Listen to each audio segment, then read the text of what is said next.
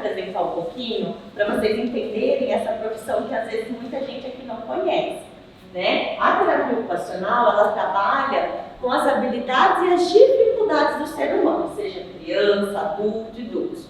Então, qual é a área que a gente mais atua? Nas atividades de vida diária. O que são? Aquilo que a gente faz todos os dias. Tomar banho, conseguir arrumar o cabelo, escovar os dentes, conseguir colocar o seu vestuário, retirar, conseguir fazer a sua higiene oral pessoal, conseguir gerenciar os cuidados da casa. Então é isso que a terapia ocupacional atua. Dentro das dificuldades que a pessoa apresentar, a gente faz os treinos para poder melhorar essas habilidades, melhorar esse desempenho.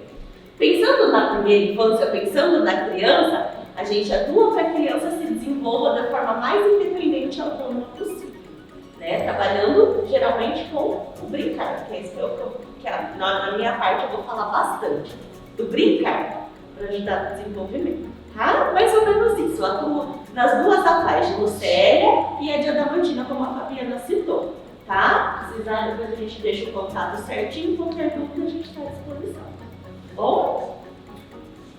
Um pouquinho, deixa eu só dar uma boa noite, obrigada também, né, por vocês estarem com a gente. Eu sou a Carla, fisioterapeuta, já há um tempinho também. Eu trabalho só como infantil, né, meu público hoje é exclusivamente pediátrico. Por que a fisioterapia na criança hoje vem sendo tão estudada, vem sendo tão enaltecido no uso e no trabalho dessa reabilitação? A gente não precisa pensar que a fisioterapia só existe, só funciona para um membro lesado, uma fratura, um AVC. Hoje, a fisioterapia, principalmente dentro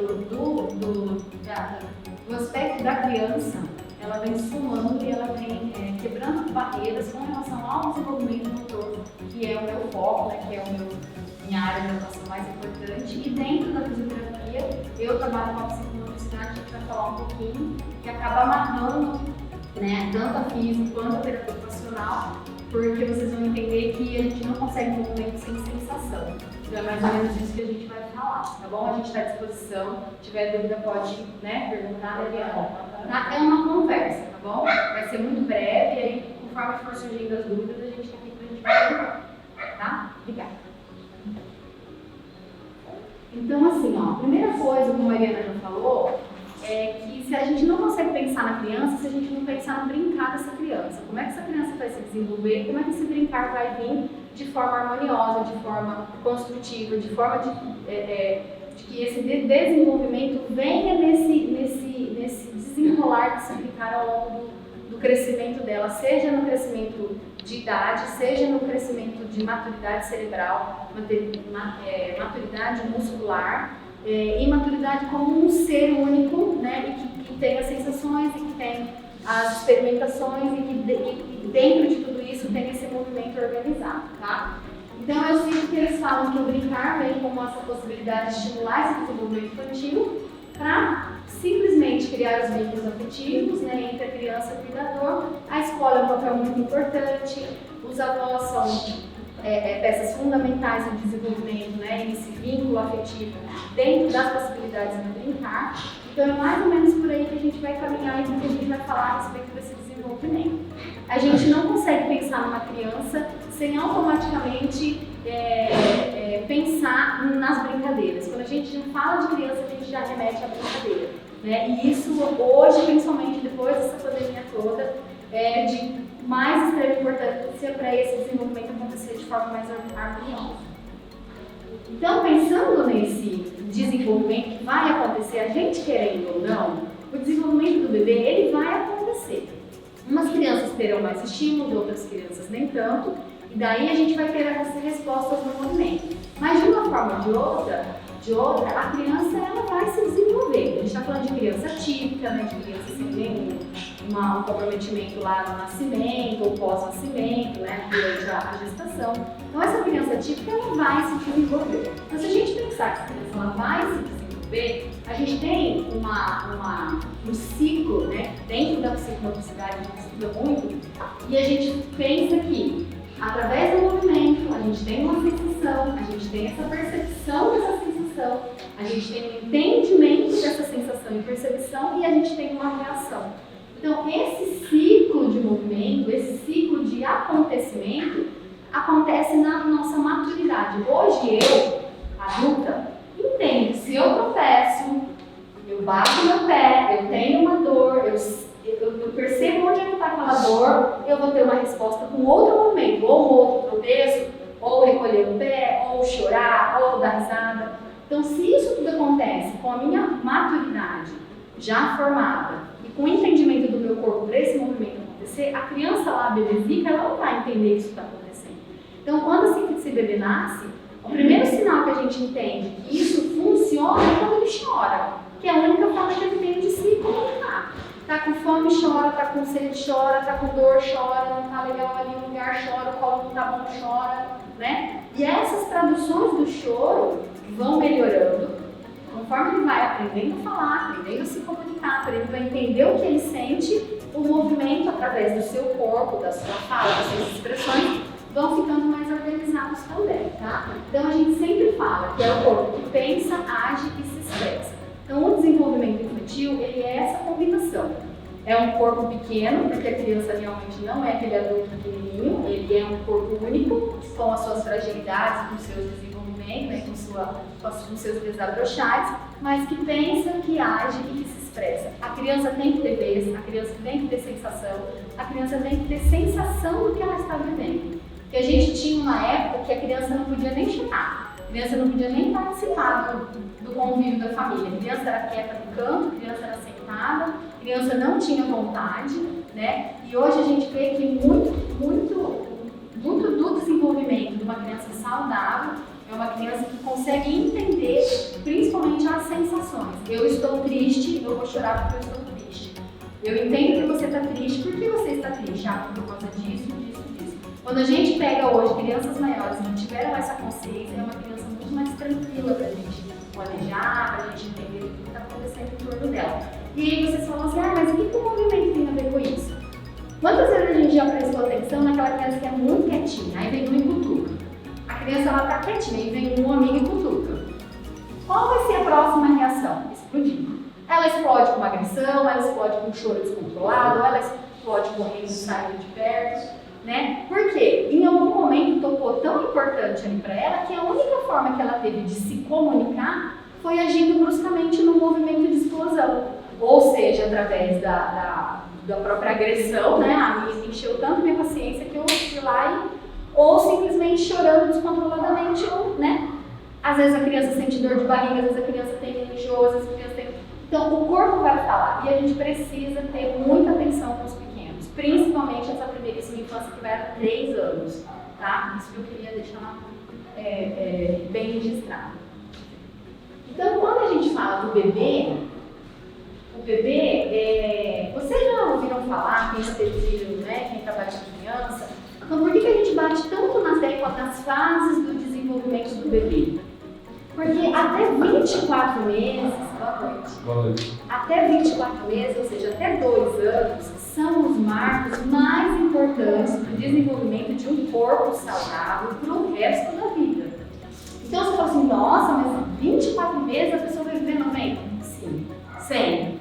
Então se a gente conseguir trabalhar esse corpo em desenvolvimento, em crescimento, em harmonia, com movimento, com sensação, com percepção e com entendimento disso tudo, a gente tem um adulto muito mais maduro, um adulto muito mais tranquilo, um adulto muito mais consciente do seu corpo e o que aquele corpo, o que ele precisa daquele corpo para ele funcionar, né? Igual a Mariana já falou, funcionar. A gente precisa que funcione, que as engrenagens todas aqui funcionem. E a gente busca isso aqui, ó, nesses primeiros 24 meses. Ah, mas eu preciso ficar comprando um monte de coisa, comprando tapete disso, tapete daquilo, brinquedo daquilo. Gente, o bebê precisa de colo, principalmente nos 2, 3 primeiros meses, que eles estão precisando do colo, do aleitamento da mãe, se estiverem em aleitamento materno exclusivo. Depois, os meus, caí no umbigo, barriga para baixo. 7 dias, bebê com barriga para baixo. E o bebê precisa desse tummy time, que é essa barriga para baixo. O bebê precisa de chão. O bebê precisa de estímulos onde ele consiga se virar numa necessidade só daquele ambiente ali que ele esteja, preparando para a hora que essa criança ficar em pé. A gente não vai mais ficar no bebê conforto o resto da vida, a gente vai ficar em pé. E a gente tem uma gravidade aqui, eu tenho implacável aqui na nossa cabeça. Quanto mais o dia passa, mais ela vai socando a gente. Então, por que a gente precisa desse trabalho lá enquanto bebê? Para agora, enquanto adulto, a gente conseguir ter aí um abdômen ótimo, uma coluna forte, para a gente conseguir manter um tronco ereto, para a gente conseguir fazer as nossas demandas do dia a dia. Então, colocar o bebê de barriga para baixo não tem contraindicação, pelo contrário. Quanto mais se estuda desenvolvimento, mais se bate na tecla de que barriga no chão, bebê no chão é saúde para esse desenvolvimento de uma forma geral. Então, se a gente entende que esses 3 primeiros meses, ele é praticamente o que ele estava fazendo na barriga de vocês, né? Hoje a gente fala dos 1000 dias lá após o nascimento, né? Lembra da doutora Ivana, né? Que ela falou bastante de pediatra? Mas a gente entende então que a gente deveria ter 12 meses de maturação para a gente estar ok para nascer, e a gente precisou nascer um pouquinho antes. Então esses 3 meses aqui fora são praticamente o que a gente faria na barriga. Então ele vai fazer posição fetal, ele vai ficar encolhidinho e ele vai, quando entende que necessita de um movimento do pescoço, ele já começa a fazer a tartaruga para ele entender que tem outras coisas em volta dele. Então esses 3 primeiros meses são os meses que a criança não interage. Então é muito difícil um bebê muito pequenininho, porque não tem muita graça, né? O bebê não praticamente chora, faz cocô, mama 24 horas por dia. A partir daí, de 2 meses e meio, mais ou menos, hoje a gente já vê bebês mais novinhos, que já estão com esse pescocinho já tartarugando, já procurando som, procurando luz. E isso é muito bom. E isso também é pelo hormônio de deixar ele mais deitadinho, né? E nas outras posições.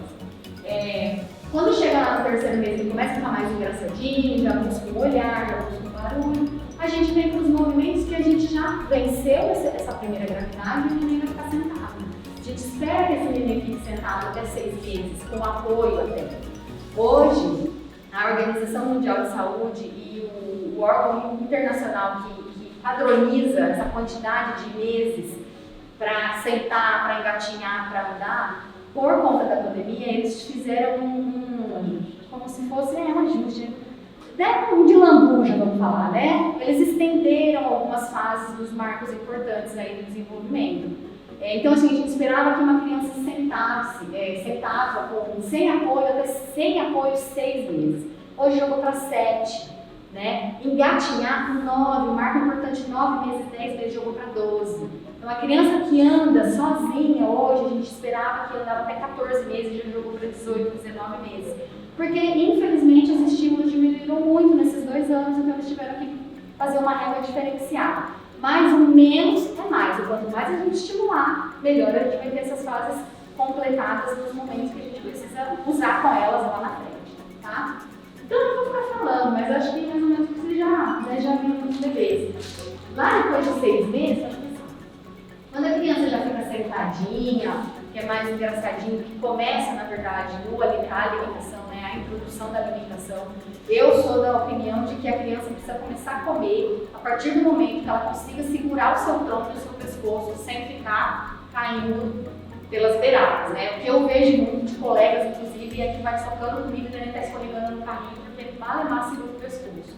Então, às vezes, é uma necessidade de introduzir uma alimentação que vai ter a vida inteira para comer. Ele precisa do aleitamento, ele precisa do leite agora, nesse momento, que é a via e é o principal alimento nesse momento, e não que ele precisa experimentar comidas por 4 meses, né? Eu sou dessa escola. Eu acho que a criança está preparada, prontidão para se alimentar. Ninguém come deitado, né, gente? Por que o bebê tem que comer deitado?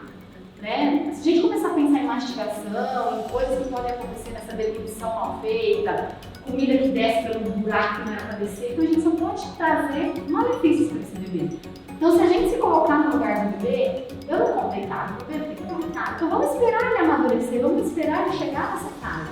E se ele não está chegando na fase, vamos treinar no chão, vamos treinar brincar no chão, e daqui a pouco essa fase de sentadinho está fluindo. E aí ele está na hora de se alimentar. Eu acho que isso é muito importante, eu acho que isso é uma das coisas mais importantes. Observar, né, o que a criança está demonstrando pra gente, né? Não fazer porque está marcado lá, tem que começar a introdução com tantos meses, né? Cada ser é único, a gente precisa ter muito cuidado com isso, tá? E agora nessa parte eu vou roubar aqui um pouquinho o lugar para entrar um pouquinho sobre a integração sensorial. Por que a gente precisa falar sobre sensações, como a Carla falou? A gente não tem os nossos sentidos? Tato, visão,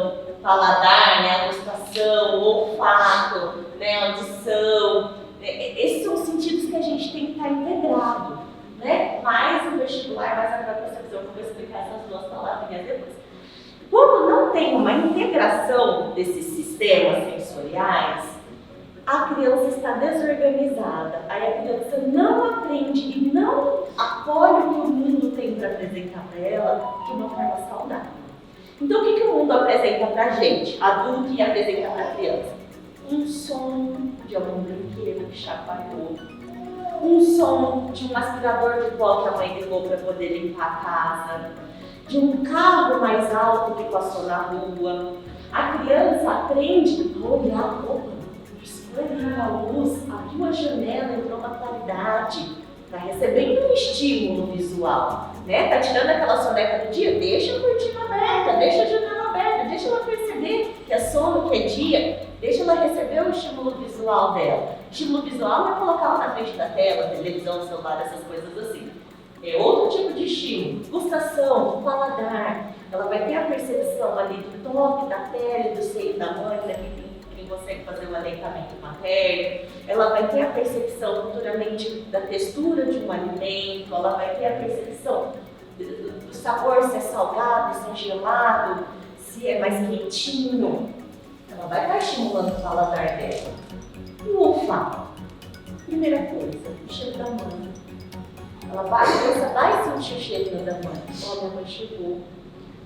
De longe ela vai perceber. Ela vai estar estimulando o olfato. Meu papai chegou, meu papai estava, sei lá, uma metalúrgica. Cheirinho do meu papai chegou. Ok, meu papai vai me pegar com o cheirinho da metalúrgica, mas é o cheirinho do papai. Ele vai lembrar sempre que ele sentiu aquele cheirinho. Então ele vai estar preparando o bebê, vai estar preparando ali tudo no olfato dele. Minha mãe está preparando minha comida. O olfato. A audição, né? Que eu já falei um pouquinho. Então, o vestibular. Minha mãe me falou sobre o bebê conforto. Estou andando de carro agora.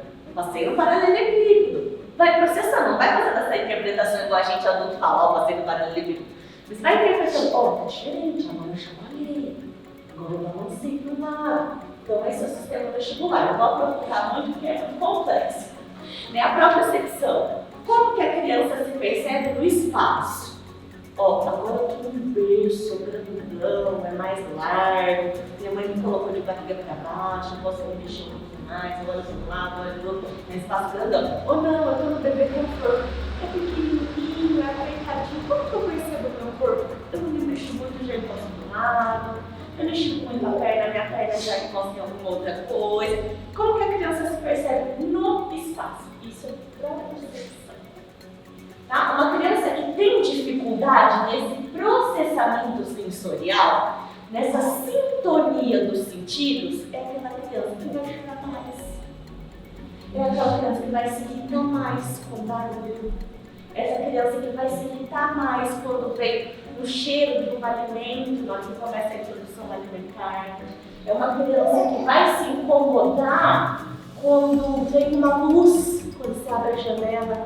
A criança está acordando, está com a janela aberta, começa a gritar, começa a chorar, aquela criança não para, que é uma mensagem, mas é tão bebezinho, você é cólica? Às vezes não. Às vezes é uma dificuldade no ajuste ali sensorial, e a criança está muito irritada. A criança se irrita com o barulho do caminhão passando. Né?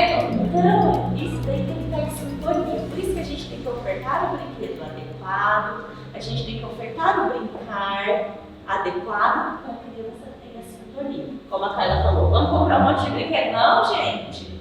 Uma garrafinha PET ali daquela coquinha serve com um feijãozinho, com um arrozinho. Vamos chacoalhar.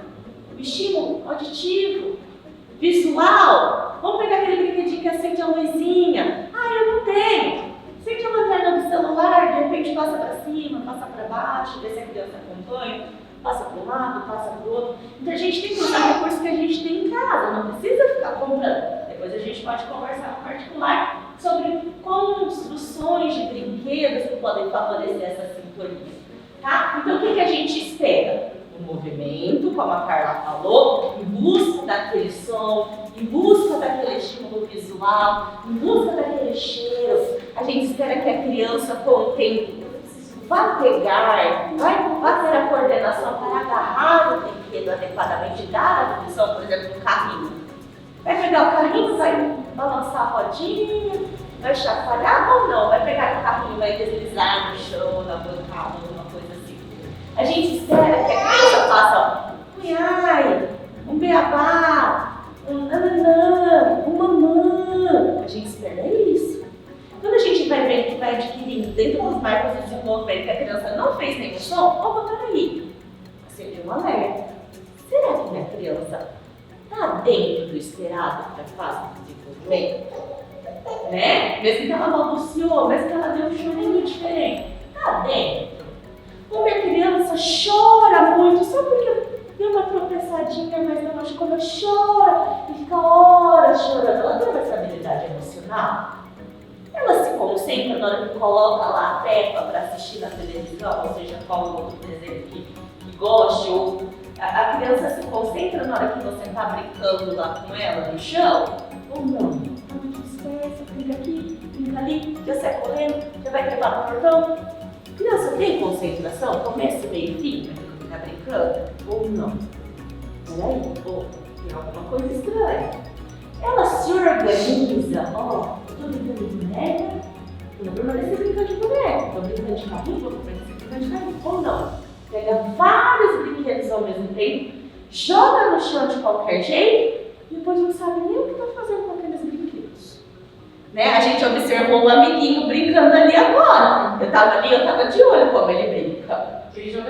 Ele jogou tudo, mas ele brincou adequadamente. Ele pegou os bonequinhos, ele interagiu os bonequinhos, ele largou aquele, ele pegou outro, depois você foi lá e ele guardou.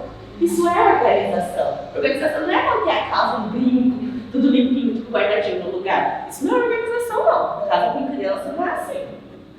Tá? Então ele tem que ter a capacidade para absorver o que o mundo tem para apresentar para ele. Para depois chegar no quê? Na aprendizagem acadêmica.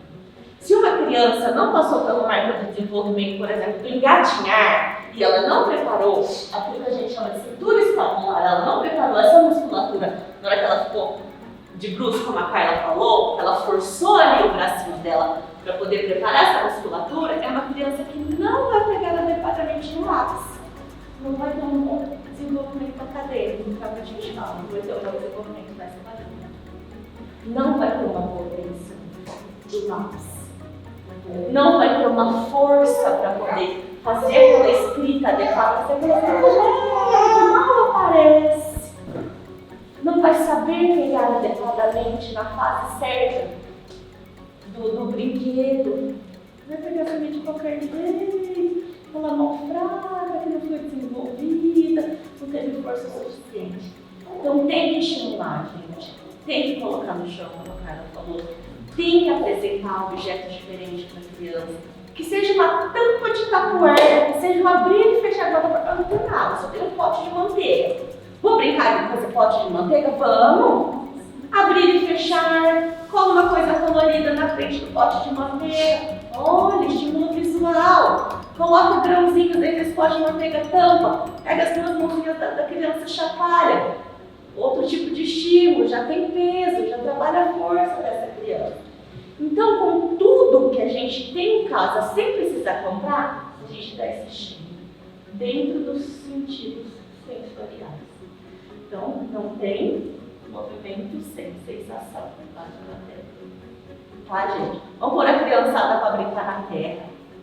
Vamos pôr a criançada para brincar na areia. Vamos pôr a criançada para brincar na grama. Mas ele só tem 1 ano. E qual que é o problema? Vamos pôr na grama. Mas essa terra passou gato. Vamos lavar a mãozinha, vamos cuidar, vamos tentar dar uma peneirada. Existem produtos também para você jogar na areinha, né? Existem locais que tem areinha adequada. Você pode separar uma areinha que você pode lavar numa bacia para você brincar com o seu bebê lá. Não precisa passar de 2 anos para você brincar na areia.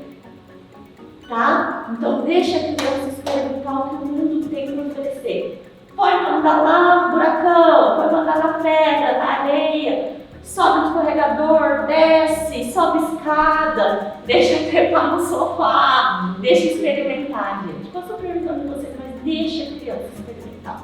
Casa muito limpinha, casa muito organizativa, tudo muito certinho. Aquela criança que senta lá e fica, não existe. Ah, mas meu filho é muito agitado. Não, peraí, o que é agitado? Aquela criança que quer chegar aqui e desligar, nossa, uma coisinha ali. Nossa, tem brinquedo ali. Nossa, que legal essa cortina. Deixa eu ver como funciona essa cortina. Isso não é uma criança que está agitada demais. É uma criança que está aprendendo sobre o mundo. Então vamos ficar atentos. Vocês estão ouvindo legal? Não fiquem alerta. Vai fazer barulho? Não pisca na hora que vem uma luz? Ai, não percebe muito se está para lá ou se está para cá, se está para direita ou se está para esquerda? Vamos dar atenção para essa criança. Vamos levar um diário.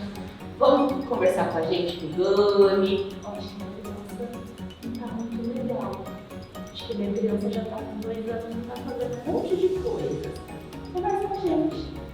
Então a gente está à disposição para poder ajudar você. Não precisa estar para dúvida. Ai, mas tá com 3 aninhos, meu Deus, tô dando trabalho na minha escolinha, não faz nada, só bate, só morde, só quer trepar nas coisas. Peraí, será que essa prova de seleção e o vestibular dessa criança tá adequado? Por que ele só quer trepar? Por que ele só quer bater? Por que ele só quer morder? Vamos estimular, vamos adequar os sentidos. Tá bom? Só para encurtar um pouquinho, precisa trabalhar em sintonia. Se não tem sintonia, algo está errado. Tá bom? Acho que é mais ou menos isso. Bom, só para a gente lembrar dessa frase que eu escutei já várias vezes, né?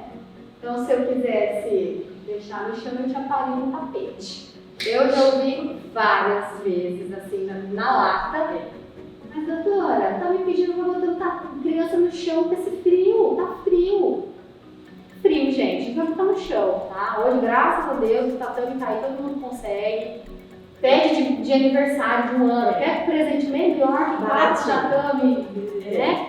Um tamanho daquele, por exemplo, que caiu fora, entendeu? Nada de cobertor no chão, não. Ela só vai simular aquele é chão. É chão. É a simulação do chão, isso, tá? E dessa importância toda que a Karina já falou aqui agora, tá? Então, lembrando que a partir dos 12 meses, essa criança vai usar outros meios aí para atingir esses objetivos com essa inteligência mais amadurecida. Ela tem a vontade e ela vai atrás daquilo que ela está com vontade. Então, se ela tiver que sentar na cadeira, para subir no banquinho, para subir na cadeira, para subir na mesa, para pegar o copo lá em cima, e se ela já estiver andando, né, claro, já tem uma locomoção um pouco mais independente, ela vai fazer. Então, e também, dos 12 aos 24, a gente tem que tomar cuidado com os acidentes, que é comum, né, infelizmente, né, pode acontecer. Mas o que a gente entende disso tudo? Uma criança sadia, uma criança com desenvolvimento avançando e explodindo, vai, né, ela vai querer descobrir, ela vai experimentar esses movimentos descoordenados no começo, no primeiro momento, mas que isso vai fazendo com que essa experiência vire um movimento maduro lá na frente, tá? Então, polir a criança no movimento, não deixar com que ela experimente, não deixar com que ela vivencie, a gente realmente só vai fazendo com que os movimentos lá na frente eles fiquem um pouco mais emperrados. Então, é uma criança mais desajeitada para chutar uma bola, uma criança mais desajeitada para educação física, ela não gosta do esporte que a gente vê hoje, infelizmente as crianças não terem mais aptidão para o esporte, não entendem o esporte, não sabem se portar frente a um movimento grande, um movimento brusco, um chute, um arremesso, hoje é o que a gente mais vê, né? Então, porque lá no comecinho, de repente, ficou alguma lacuna, alguma falha nesses primeiros 12 aos 24 meses, né? Que é essa explosão da locomoção. Ele não tem maturidade para estar ouvindo tudo isso daqui, ele não tem concentração para entender tudo que a gente está falando aqui. Então, deixa ele brincar, deixa eu fazer barulho, não tem. É para isso mesmo, pode ficar rápido, deixa ele brincar. E aí, para a gente terminar, então o que eu falo? Daí dos 15 aos 18 meses, que a fala tem que vir, né? Que essa criança tem que estar mais atenta à sua sensação e o que realmente ela quer e o que ela não quer. Né? Não, eu não quero. Não. A primeira palavra quase, né, que não sai da boca da criança é não. Não. Vamos lá. Não. Não. Ah, você quer? Não, ela não está entendendo. Não vem, né? Mamãe, papá, não. É mais ou menos esse acontecimento, né? Então a criança ela já não vai resolver o problema pelo tato, que é, né, igual a Eliana falou, ela vai tentar com o movimento do corpo resolver ou desenvolver aquele ato que aconteceu tudo ali na cognição dela, para aquela brincadeira agora, no começo, né, a gente pensando na brincadeira acontecer. Eu quero fazer com que a bicicleta saia, mas eu não consigo, então eu vou empurrar. Como é que eu vou fazer para empurrar essa bicicleta? Eu tenho que pôr uma força, eu tenho que segurar uma bicicleta. Né? E essa construção vai acontecer ao longo desse desenvolvimento, tá? Então, daqui por diante, a criança ganha o mundo, se entende como um ser que age, sente, pensa, reage, né? Que a gente já falou tudo até agora, e que fará parte cada vez mais da família, da escola, da sociedade, terá seu direito de criança preservado e defendido. Então, assim, eu sou uma defensora do brincar.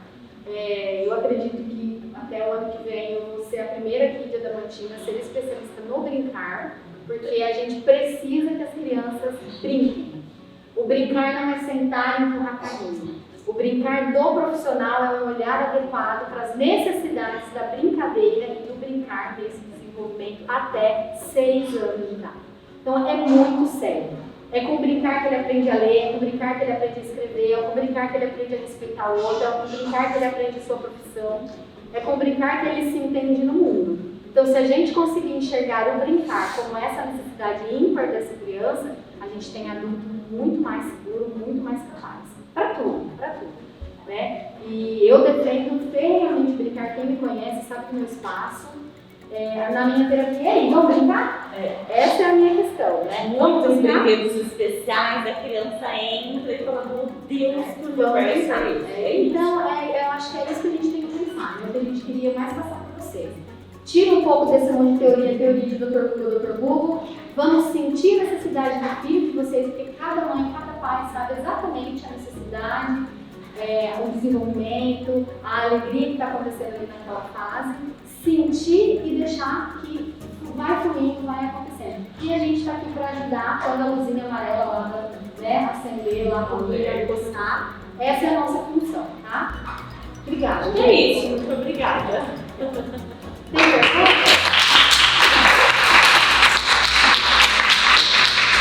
Alguém quer perguntar alguma coisa? Tudo bem? Vão processar as informações depois a gente está à disposição. Obrigada, gente.